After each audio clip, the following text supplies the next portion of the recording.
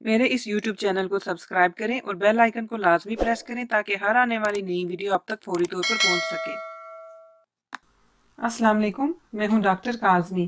معدے کا السر، جس کو گیسٹرک السرز بھی کہتے ہیں، یہ ایسے زخم یا سوراخ ہوتے ہیں جو ہمارے معدے کی لائننگ پہ بنتے ہیں۔ یہ السر عام طور پہ بہت ہی کامن ہوتے ہیں اور جیسے جیسے ہماری عمر بڑھتی ہے اس حساب سے یہ اور زیادہ کامن ہونا شروع ہو جاتے ہیں۔ معدے کے السرز کی بہت سی علامات ہیں۔ ان میں جو سب سے اہم اور کامن علامت ہے وہ پیٹ میں درد ہے۔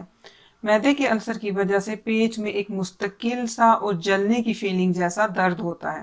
زیادہ تر لوگوں کو معدے کے السر کی وجہ سے پیٹ کے اوپر والے حصے میں درد ہوتا ہے اور یہ درد پیٹ کے درمیانے حصے سے موو ہوتا ہوا ہماری گردن تک محسوس کیا جا سکتا ہے۔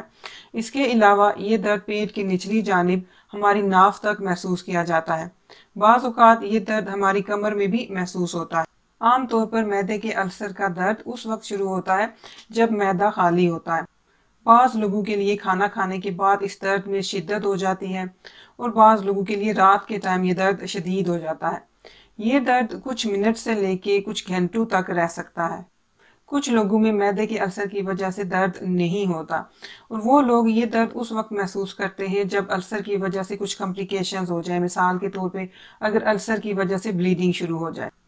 اس درد کے علاوہ معدے کے السر کی کچھ اور علامات بھی ہیں، جیسے کہ دل خراب ہونا، الٹیاں لگنا، بھوک کا نہ لگنا، کھانا صحیح سے ہضم نہ کر پانا، سینے میں جلن کا محسوس ہونا، بہت زیادہ ڈکار آنا، پیٹ کا سوج جانا اور وزن میں کمی ہونا۔ معدے کے السرز ہونے کی سب سے بڑی وجہ ایک بیکٹیریا ہے جس کا نام ہیلیکوبیکٹر پائلوری ہے۔ اس بیکٹیریا کی وجہ سے معدے کی لائننگ پہ سوجن ہو جاتی ہے اور جب ایک دفعہ یہ سوجن ہو جاتی ہے تو معدے میں بننے والا جو تیزاب ہوتا ہے وہ بڑے آسانی سے معدے کی لائننگ کو ڈیمیج کر دیتا ہے۔ اس بیکٹیریا سے جب کوئی بھی انفیکٹ ہوتا ہے تو عام طور پر اس بیکٹیریا کی علامات ظاہر نہیں ہوتی۔ معدے کے السرز بننے کی ایک اور کامن وجہ نان اسٹیرائڈل اینٹی انفلیمیٹری ڈرگز ہیں، جیسے کہ آئبوپروفین، ایسپرین، نیپراکسن وغیرہ۔ زیادہ تر لوگوں کو تو یہ میڈیسنز یوز کرتے ہوئے کوئی بھی سائیڈ افیکٹ نہیں ہوتا، لیکن بعض اوقات اس کا ایک سائیڈ افیکٹ سٹومک السرز کی صورت میں سامنے آتا ہے، اور اسپیشلی ان صورتوں میں جب ان ادویات کا استعمال لمبے عرصے کے لیے کیا جائے یا یہ زیادہ ڈوزن کی لی جائے۔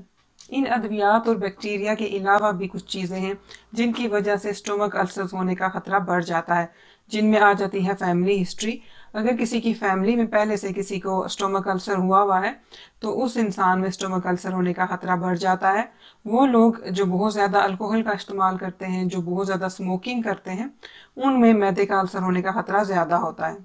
سٹومک السر کے لیے جو ٹریٹمنٹ ہوتا ہے وہ اس چیز پہ ڈیپینڈ کرتا ہے کہ اگر آپ کو سٹومک السر ہے تو وہ کس وجہ سے ہوا ہے۔ اگر تو یہ سٹومک السر بیکٹیریا کی وجہ سے ہوا ہے تو اینٹی بایوٹکس دی جاتی ہیں، اور اگر یہ السرز کسی کو نان اسٹیرائڈل اینٹی انفلیمیٹری ڈرگز کی وجہ سے ہوا ہے تو اس کیس میں ڈاکٹرز پیشنٹ کو ریکمینڈ کرتے ہیں کہ وہ ان ڈرگز کا یا ان میڈیسنز کا استعمال روک دیں اور ان کو ان میڈیسنز کے علاوہ کوئی اور پین کلر سجیسٹ کیا جاتا ہے۔